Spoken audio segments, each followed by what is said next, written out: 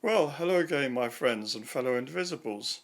And today I've got a great one for you. We're going to be looking at the Lord's Prayer, the Our Father. But we're not going to be looking at it from a kind of churchy point of view. We're going to look at the actual words.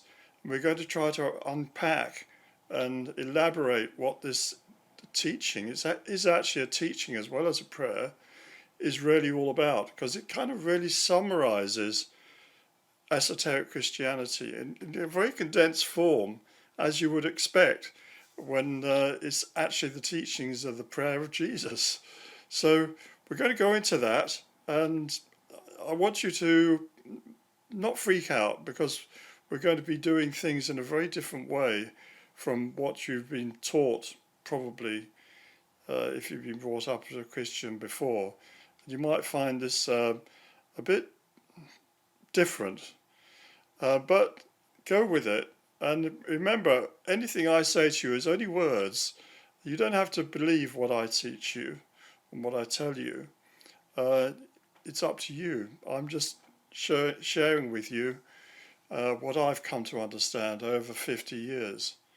So, no more ado, let's carry on.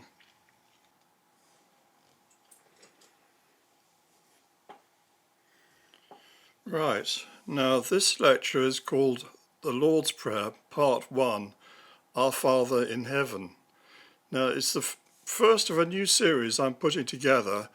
The Lord's Prayer is the most esoteric piece of teaching you could ever wish for. People go looking in big texts, big tomes, looking for the secrets.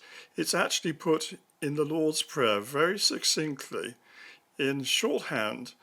It is the essence of esoteric Christianity, and we're going to explore it now in this series, and we're going to do it bit by bit. And this is part 1, and I'm just going to start with the first, very, very beginning.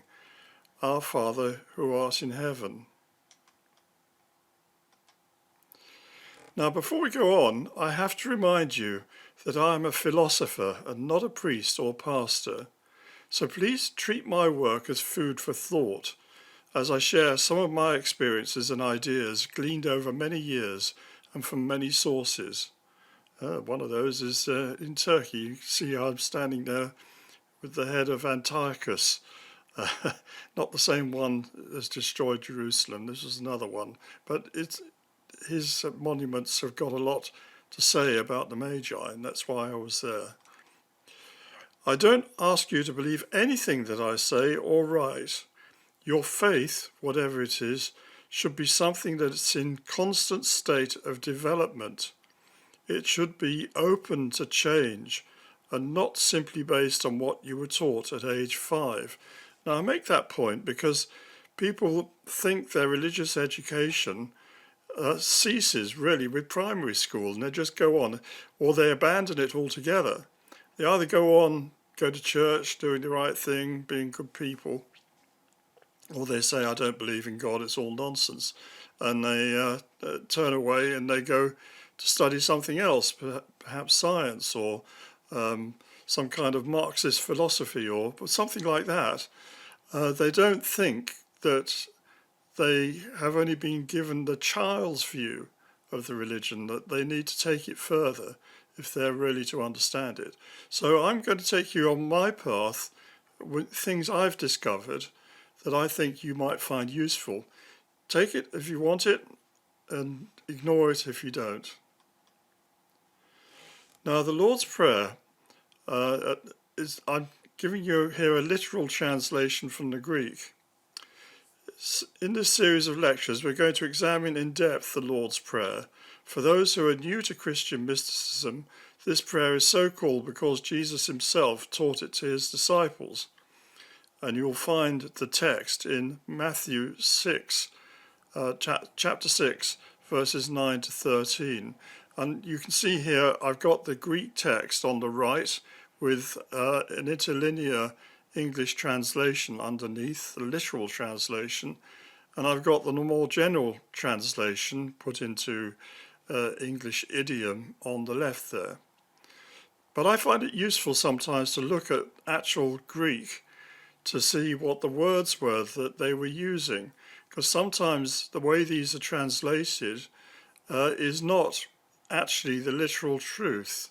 It's just what a priest or monk or whoever decided was the most appropriate way to put it. Well, sometimes that's not right. So that's why I like to look at the Greek if I can. For greater authenticity, we're going to look at the original Greek text and its literal translation. I'll be doing that in other episodes in this series. So the Lord's Prayer, a literal translation from the Greek. It says here, Father of us, the one in the heavens, which is the Greek word uranois, let it be hallowed, the name of thee. That's the literal translation. So we have, in our English translation, we say, Our Father who art in heaven, hallowed be thy name. That's how we put it in Matthew 6-9.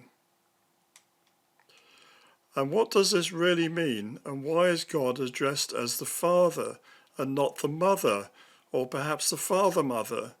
Is Jesus guilty of sexism?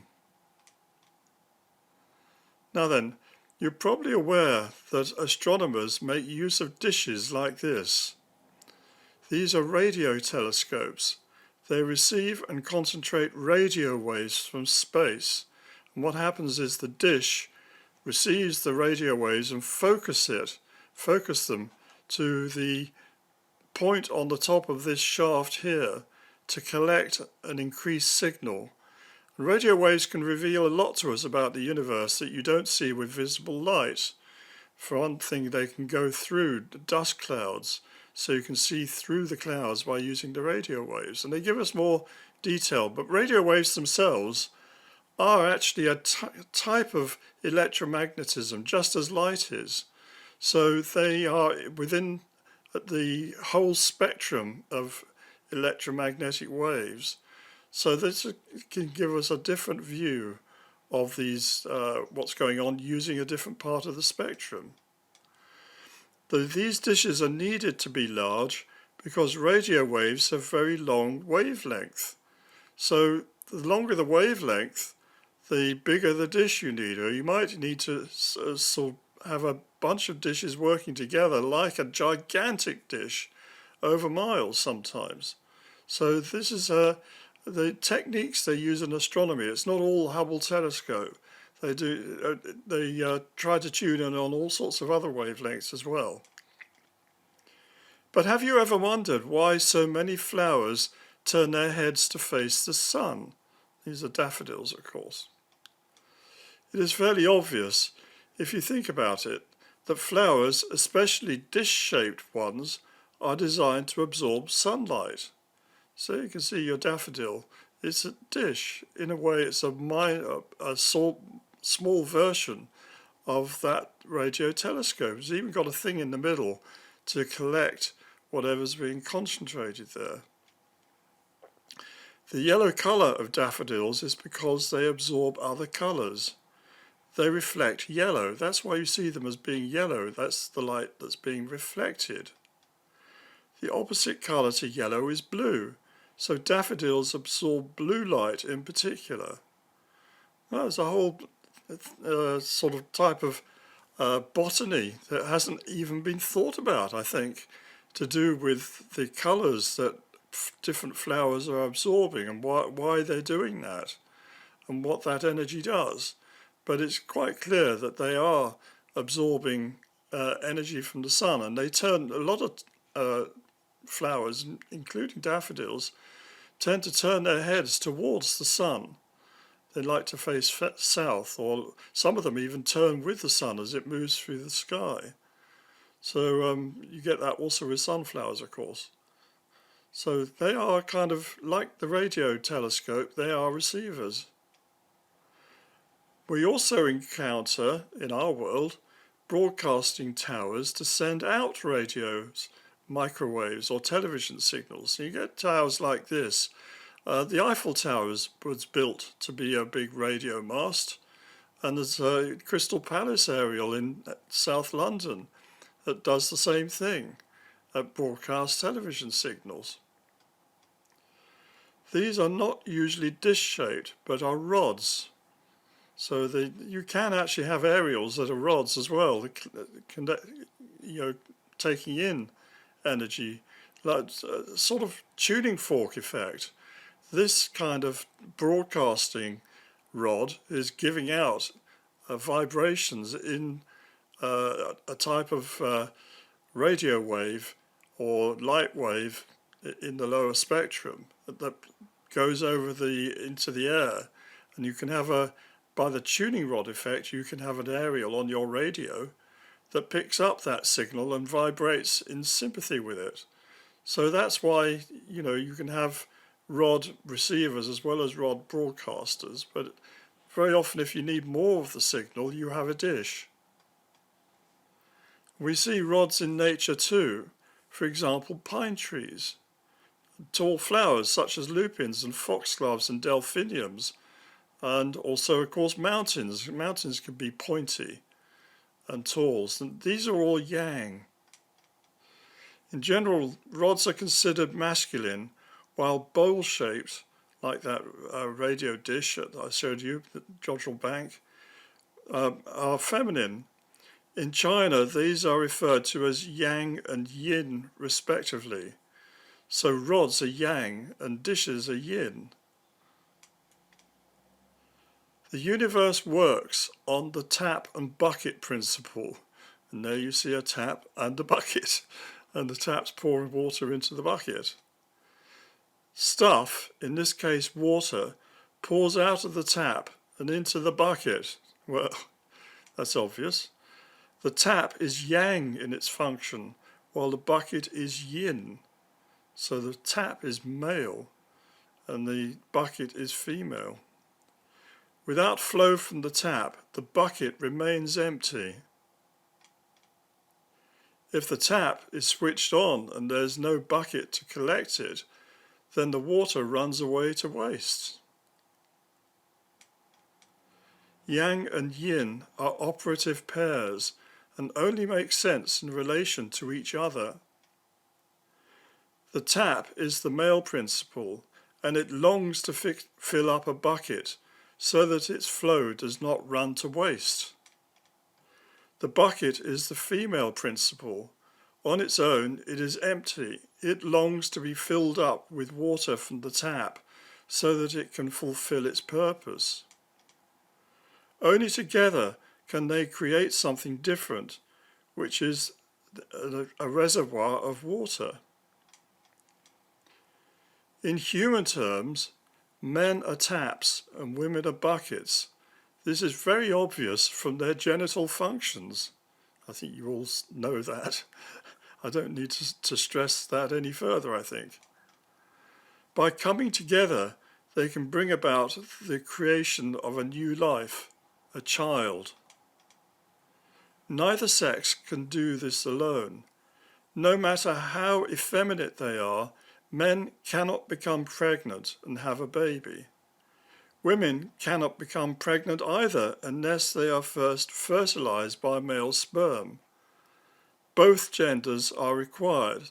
Now, I thought this was obvious to everyone. It seems that some people today cannot understand this. They don't understand the nature of gender. They don't understand that men are male and women are female, and you can't change it. Not in this life, anyway. You're born one or the other, and that's it. And I'm sorry if that upsets the more woke of you, but that is the truth, and you have to be told the truth. Perhaps the oldest creator god of Egypt is Min of Coptos. Coptos is another name for Egypt, hence the Copts, and Coptic Christianity, Egyptian Christianity, Coptos. He is embarrassingly obvious in his masculinity. He is always depicted with an erect phallus and in the act of masturbating. Well, I'm sorry to be rude, but the Egyptians were very literal in their symbolism. They weren't squeamish and they weren't prudish. They would just tell you how it is. And he is not a fertility symbol. When you read books on Egyptology and brochures, you're walking around, they'll tell you, oh yes, Minokoptos was used as a fertility symbol. Women would go and pray to him so they could become pregnant. That's nonsense. That's not what he is at all. He's not a fertility symbol, but represents the act of creation before there was even a material world to be his wife. So he's actually in the act of creating the universe. Min's ejaculation is the ancient equivalent of the Big Bang Theory. And I'll come to that in a minute. His seed pours out of his tap. That's what a penis is, it's a tap, into the void. The void is the nothingness before he created everything. So he pours his seed into the void. The void is the ultimate feminine. There its component parts were said to separate out. The heavier elements of earth and water moved downwards to form the solid earth and oceans. The lighter portion of air rose to become the atmosphere. This is all part of the ancient mythology of creation. You find this in the Hermetica particularly.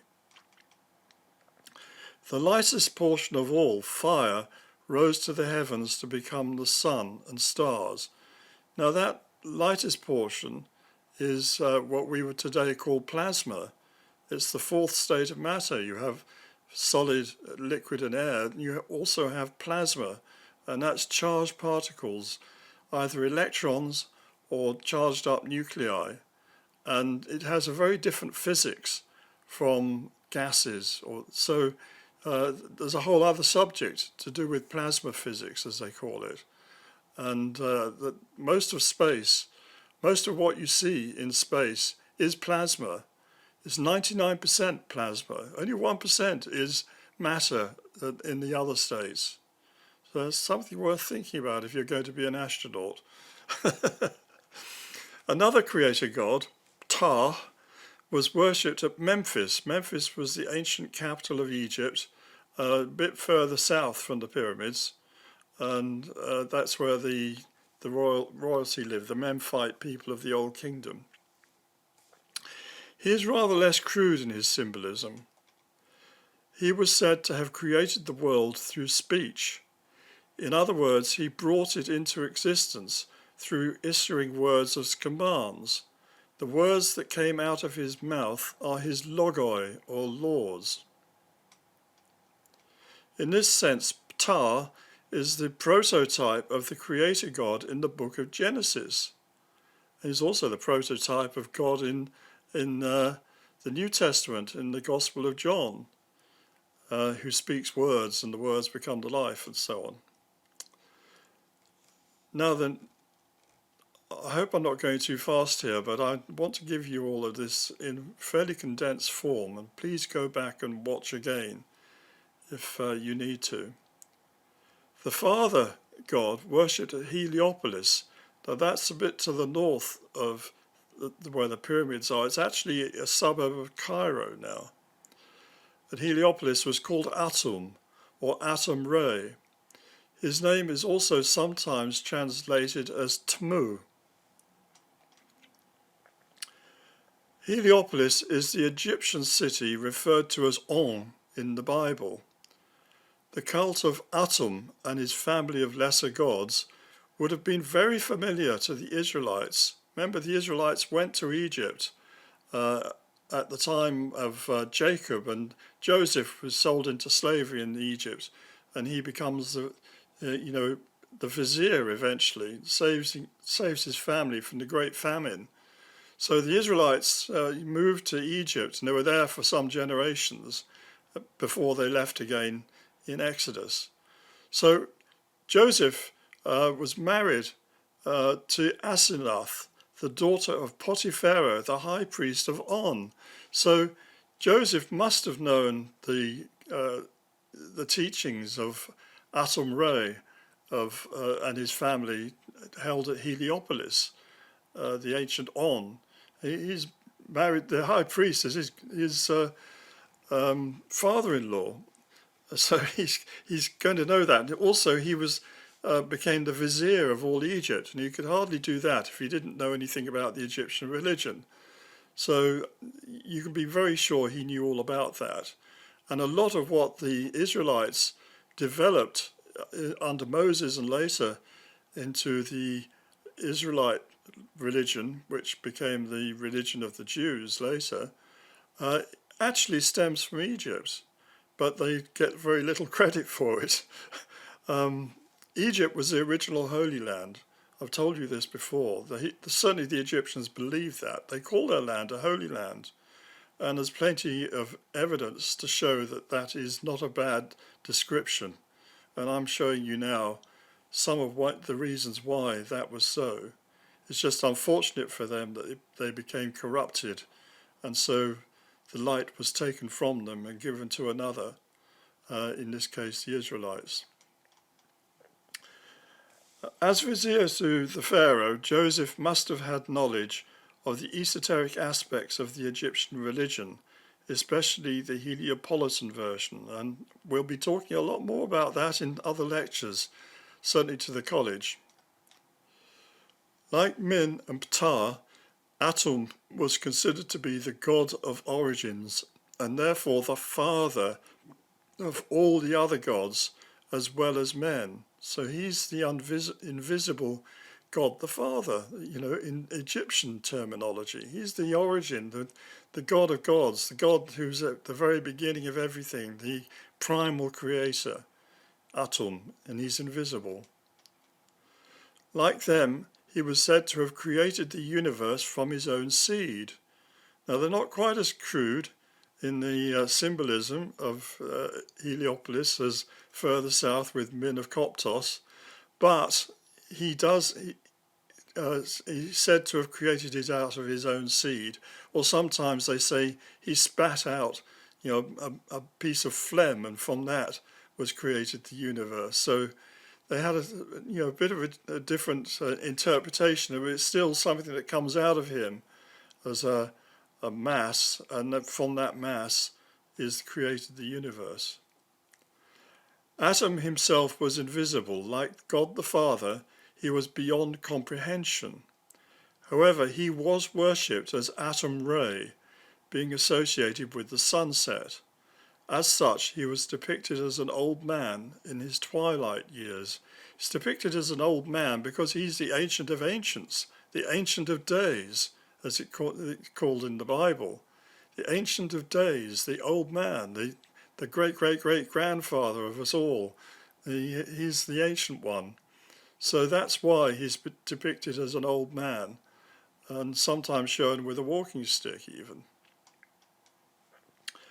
Re, sometimes spelled Ra, is pronounced Ray, R-A-Y. In reality, it really means the Logos stream, not a god as such. So Re is not a god. Re is the Logos stream. So Atum Re originates the stream of spirit life force. Having created the universe, he pours out a stream of very high intensity electromagnetic waves. As humans, we could not stand near this energy. It has to be stepped down by transformers. It has to be stepped down by transformers to the lower intensity of light and heat that we know here on Earth.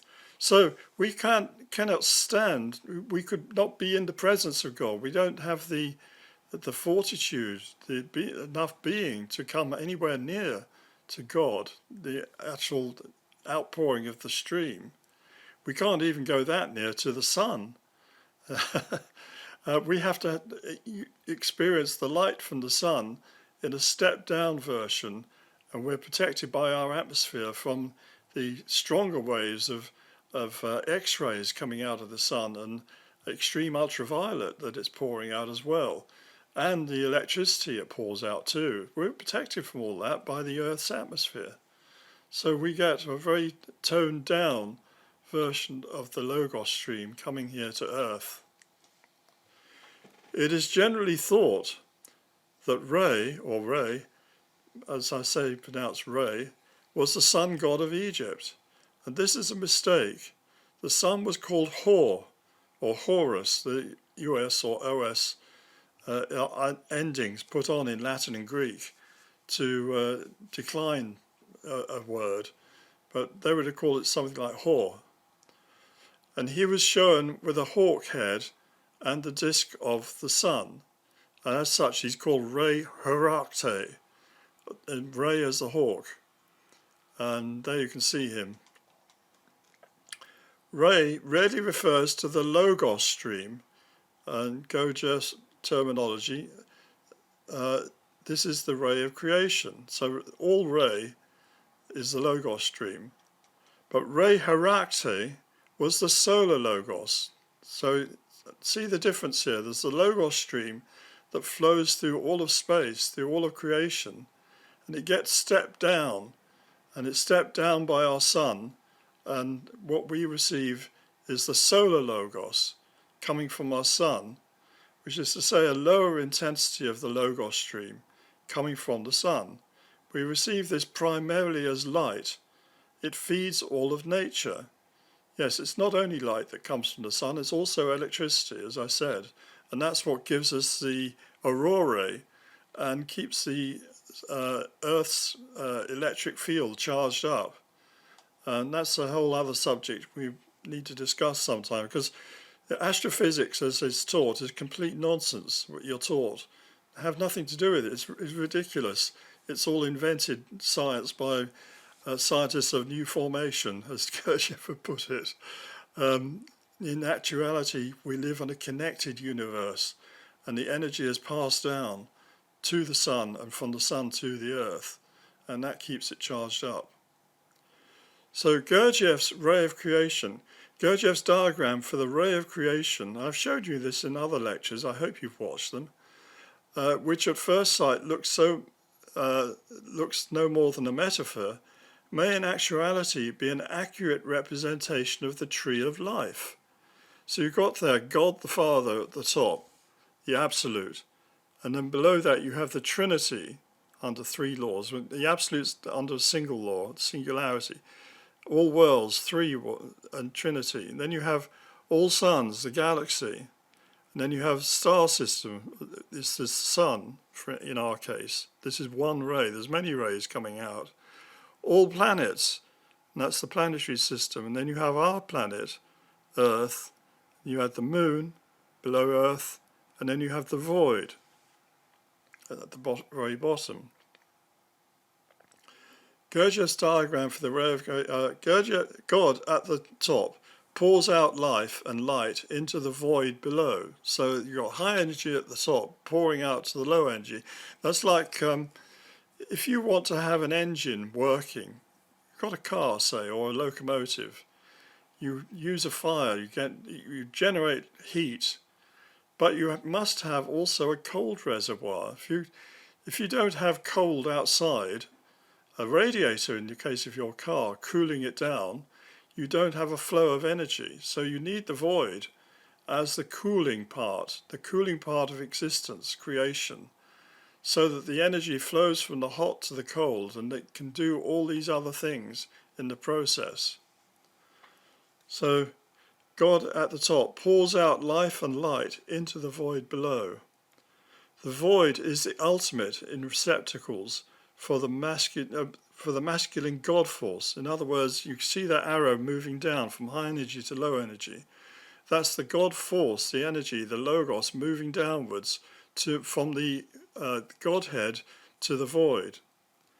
The void is the ultimate in receptacles for the masculine God force. It is the ultimate bucket. You can think of the entire universe as being one gigantic bucket. Thus is the dark feminine, this is the dark feminine to the father force of light. You need that, that's what the void is for. It's the dark feminine that receives the light from the Father. From the union is born a ladder of levels above. So if you're standing on the Earth level, say, planet there, level above will be all planets and the sun above that. So that that represents upwards. The moon is downwards, leading to the void. We're near the bottom of the ray, by the way. Levels above represent descending logos. Levels below represent the awaiting female principle that will be fertilized by the logos. So for us, the sun appears to be masculine. It's above us, above the earth. And the moon appears to be feminine because it's below us. It's receiving from the earth. The earth, as far as the moon is concerned, is masculine. That might seem a bit odd to say that, but it's actually receiving force from the sun, from the earth, I should say, to help it to grow. The domain of Re Herakti was what we now call the heliosphere. It is like a bubble of charged plasma. So our solar system extends right out into space. It surrounds the solar system and projects out into space, just as the atmosphere and ionosphere of the Earth protect us from harmful X-rays from the sun, so the heliosphere protects all within it from even more intense energies coming from space. And I believe one of those, it wasn't the Mariners, was it? They sent out Voyagers, Voyager 1 and Voyager 2 have gone out past the heliosphere, at least one of them has, and they're discovering there's very high intensity energy out there they weren't expecting. Well, if they knew about the Logos teachings, they would expect that. The sun has like a skin around it, just as the earth has its Van Allen belts, its ionosphere, to protect us from too higher energy flowing to us. So the entire solar system is protected from particles coming from space, or at least to some extent it is. It has a skin.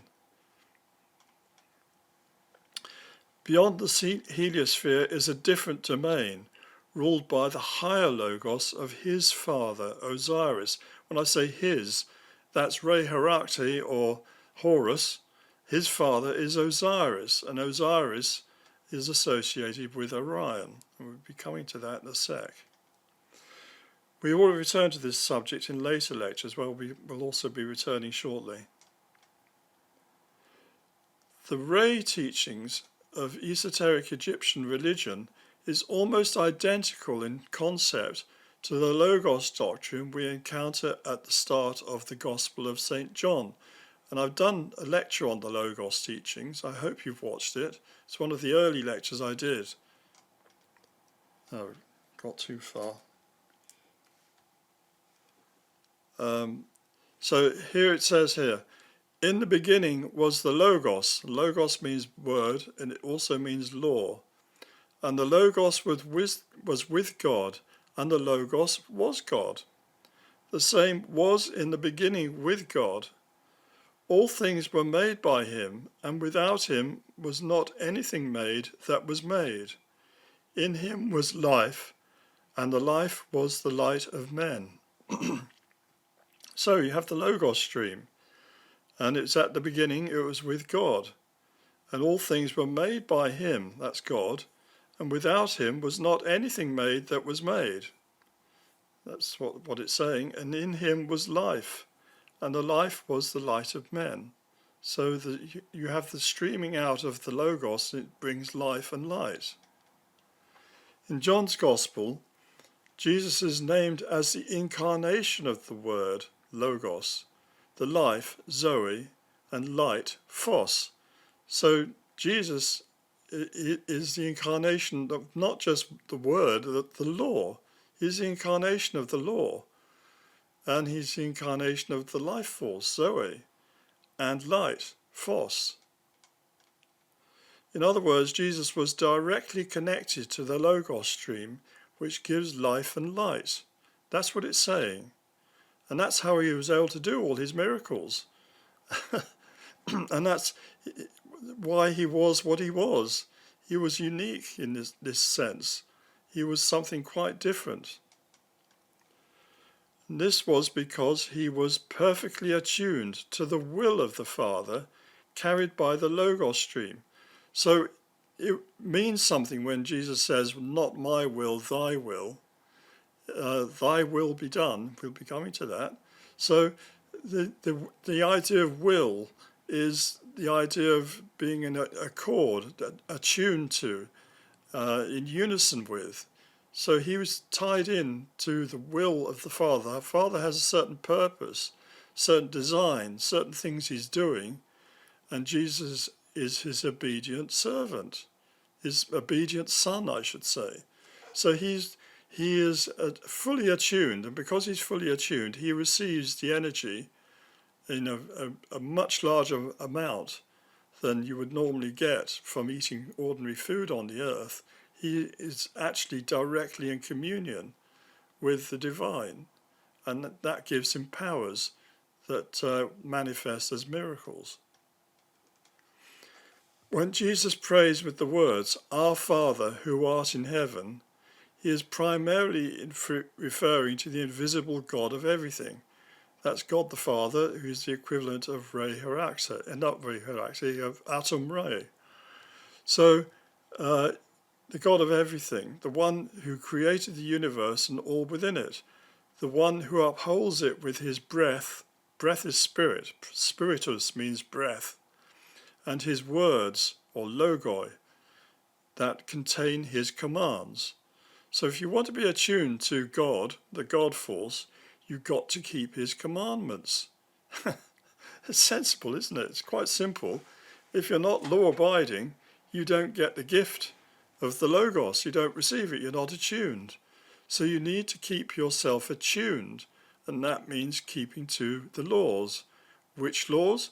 Well, primarily the laws as given to Moses, and then the laws as given by Jesus. It's simple. It's not always so easy to do, and we are fallible men and women. We break those laws, and then we're out of communion. We have to get ourselves back into communion by apologizing and saying, I'm sorry, I made a mistake, I've apologized, please forgive me. You've got to do that. You don't need to have a priest there in a confessional to do that. You can do it direct. God will hear you, and you can confess your sins, confess your transgressions, and ask to be put back in communion. And bit by bit, the more you can get yourself attuned, the more you will begin to connect with the Logos stream. More specifically, he addresses the Logos stream as it manifests in heaven, as Uranos in the heavens. Heavens is Uranos in Greek. In Latin, the Greek word Uranos becomes Uranus, and it's not the planet. Sorry, planetary name. It should have stuck with the name Herschel for the planet they now call Uranus. Uranus is something much greater. What I want you to see is that if we cut off the endings used for declining the noun, we see that the root word for Uranus is Uran. This is very similar to the Greek word Orion, or Orion, and you'll note that the two O's in the Greek word Orion, or Orion, or Orion, that's how it should be pronounced, Orion, are written with two long O's called omega, and they're written like that in Greek, O. And the small letter O is written like a W. It's still a long O, but that's small writing as opposed to capitals. Uranus is another name for Orion, the father of Horus, our sun, and ruler of this part of the Milky Way. So the father of Horus is Osiris, and in Egyptian religion, Osiris is very much associated with the constellation of Orion. So our sun is said to be Sun, our sun, Sol, is said to be the son of Osiris, he comes from Orion. Egyptians clearly knew this, at least they did when they built the pyramids. These were intended to represent the belt of Orion. Now, Robert Bauval and I wrote the Orion mystery 30 years ago now. Is it that long? Almost 30 years. It doesn't seem like it. Long time ago. And it was his discovery. I take no credit for this. He discovered this oval view of the pyramids and compared it with the picture of the stars of Orion's belt. He found that picture in an old book, I think. And so you can see it particularly clearly because they had this flashing on the lens which sort of expanded the stars out.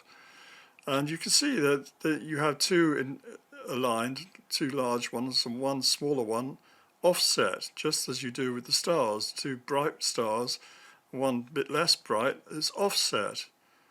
And this is quite clear. And it should be no surprise to Egyptologists, because the Egyptian Book of the Dead and the pyramid texts and sort of certain ceiling paintings and all sorts of things tell us how much they wanted to go to Orion. How Osiris had gone there and they want to go and join him. So it should be no surprise that the pyramids are built to represent the belt of Orion. It should be. But you won't find, even 30 years on almost, they're not talking about this in Egyptology. They've done their best to bury the idea and forget it. They hope the book will be forgotten. They hope that everything about what Robert Bauval discovered and we wrote about will be forgotten and discarded because it wasn't done by Egyptologists. That's why. And they're very, very jealous of their subject. They don't like it when outsiders come along and show something, show the emperor has no clothes in what they've been writing about the pyramids in this case, and show them what the real truth is.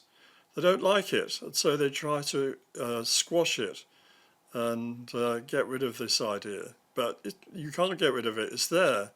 And a lot of people in the world know this, and I'm sure ultimately it will be written into the textbooks because it's true. So these are intended to represent the belt of Orion. Now then, within the sword of Orion is the Orion Nebula M42. I should say that the sword is a very polite version.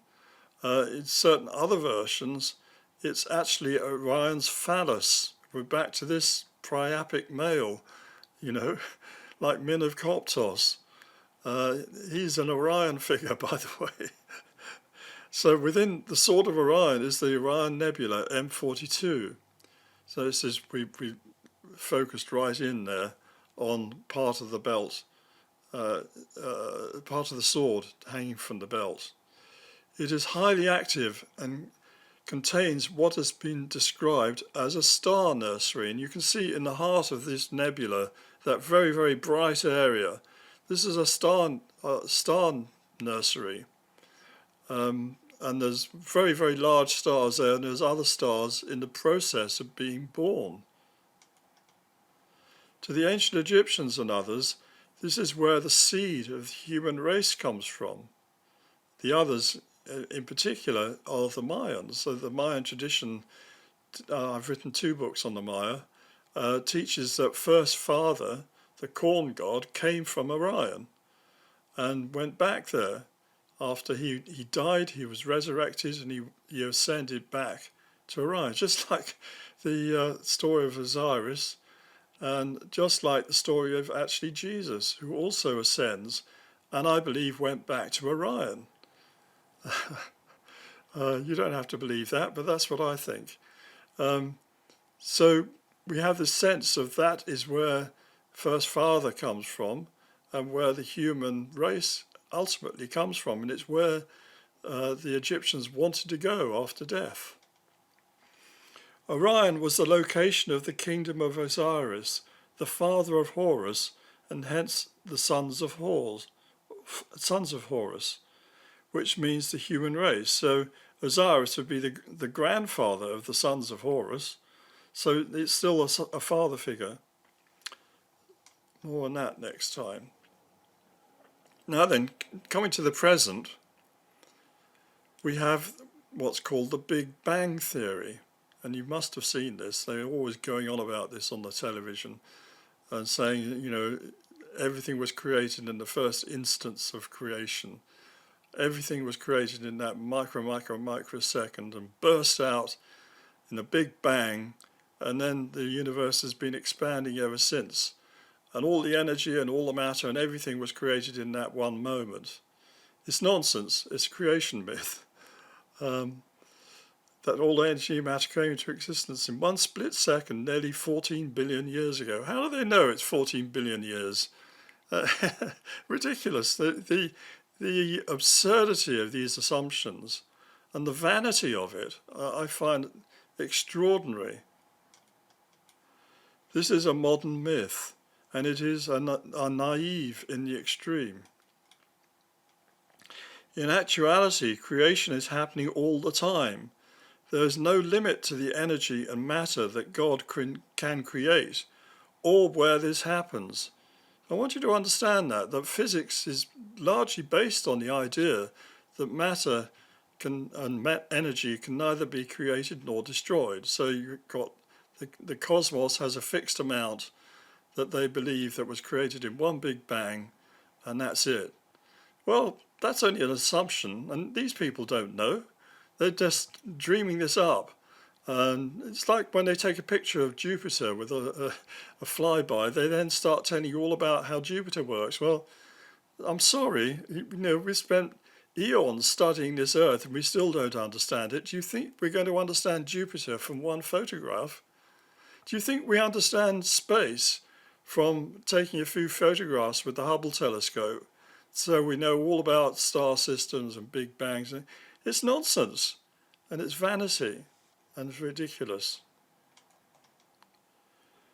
As I say, God is creating new matter out of light all the time, and one place where this is visibly happening is the Orion Nebula. So that's where all these big dust clouds and plasma and everything's coming out. It's coming out of the light. The light is manifest. You can see it. This is the nearest nebula to our solar system and its father. So this is our Father Nebula. The nebula is the visible ejaculate of God as described by the Egyptians. It is a place where light is coming into is condensing into plasma, that's charged particles, which in turn is forming new stars. So the light is emerging there, and it's forming new stars and it's forming plasma, and out of this are born solar systems and eventually new galaxies probably. To the Egyptians, this was the throne of Osiris. So they believe that Osiris has his throne in the lower part of Orion. And this is in the lower part of Orion. It's the most active part. And it's where they wanted to go after death. They wanted to go there. They wanted to be transformed into beings of light that could go and join Osiris in his wonderful kingdom in Orion. And here we see Osiris sitting on his throne, and he's said to dwell in Orion. And standing behind him are his two sisters, and one of them is his wife, Isis. She's the further one, and the nearer one is Nephthys. And I think they represent the two stars, Sirius, and the other one is Procyon. They're behind Orion as he rises. And here you see sitting in front of Orion on a lotus leaf, a lotus flower, are the sons of Horus. Those are the souls of the ascended human race. The four races, there's four individual races, the white, the black, the red and the yellow. And these are representations of their descendants who have gone to heaven. This is the heaven. This is where you want to go. And to be with Osiris in this manifestation of the God force which is happening there.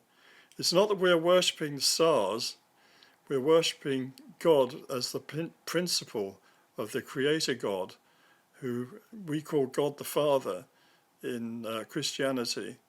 It was known as Yahweh to the Hebrews, and was known as by various names in Egypt: Atum Re, and Ptah, and Minavkoptos, and Amun Re. These different names from the same being, the ultimate invisible God who lies beyond and behind all of creation. So that's what I wanted to say to you, and this is why we refer to God as the Father. He's further up the ray of creation than we are. The mother force is below us, as it were. The earth is a mother force in relationship to the sun, S-U-N, Horus. So we have the sense that all of life that grows on this planet is dependent upon the sun and sunlight. But we want to emerge from this solar system, coming out of the egg. First egg is the Earth itself, and coming out of the egg of the heliosphere to go to Orion. This is esoteric Christianity at its very deepest. So I don't know what you make of this. Watch this lecture a few times and you'll begin to pull it together. You may agree with me, you may not. But I base this on a lot of study, and we're going to go deeper into these ideas as we progress. So thank you very much for your time, and I look forward to us talking again. Bye-bye.